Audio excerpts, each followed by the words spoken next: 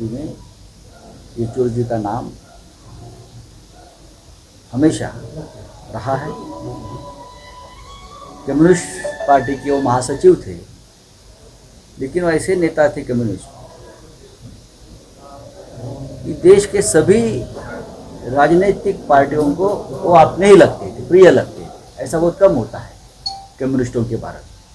लेकिन येचूरी के साथ हम कभी भी डायलॉग कर सकते, खास करके इंडिया ब्लॉक जो बन गया हमारा, इंडिया अलायंस, वो संगठन हो गया, उसमें भी येचूरी साहब का योगदान हमेशा रहा है।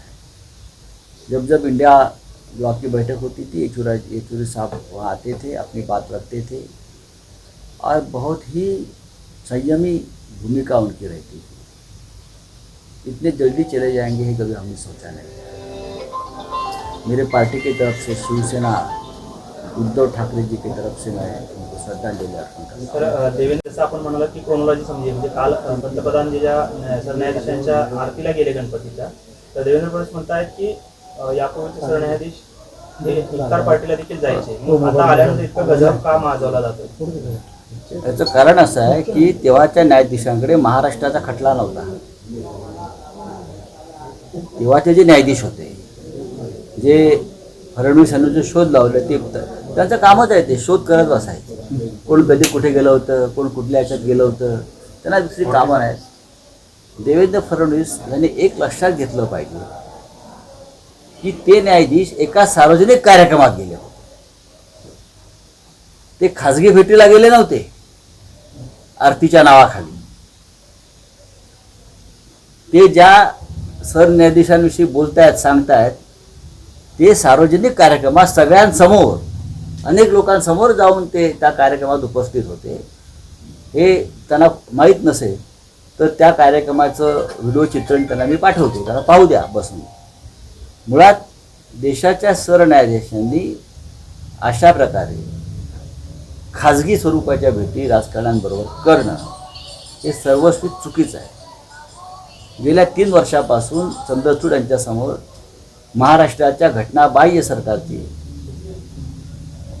खटला चालू आहे आणि जेव्हा धनुष्यबाण आणि पक्ष सध्याच्या मिंधे मुख्यमंत्र्यांना मिळाला, तेव्हा त्यांचं एक वक्तव्य मला अजून आठवत आहे।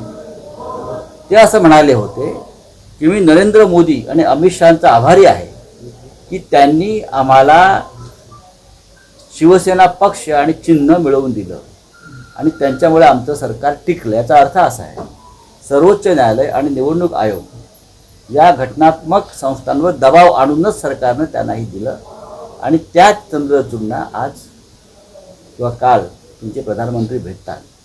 हे देशाच्या संविधानासाठी, लोकशाहीसाठी अत्यंत धोक्याची घंटा वाजवणारा हा प्रसंग आहे। ते लवकरच निवृत्त होत आहेत आणि लवकरच ते एखाद्या मोठ्या पदावर जाऊ शकतात। लोक गेले, चला आता आम्हाला काय बोलायचं त्याने बोलू। नितेश राणे सर्व धर्म समभाव आपल्याला मानायचा नाही आहे आणि नितेश राणे क्या है नरेंद्र मोदी जी आप चंद्रचूड़ के जो क्या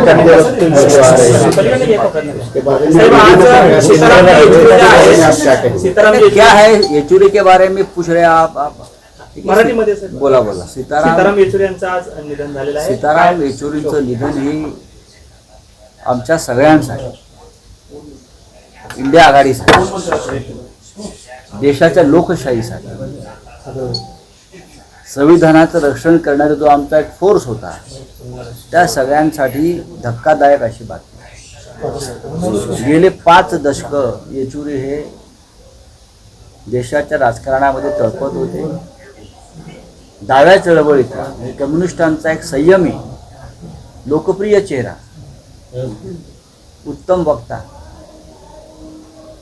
राज्यसभेत ते माझ्याबरोबर काही काळ होते आणि विरोधी पक्षांची एकजूट बांधण्यामध्ये त्यांचं योगदान फार मोठं होतं।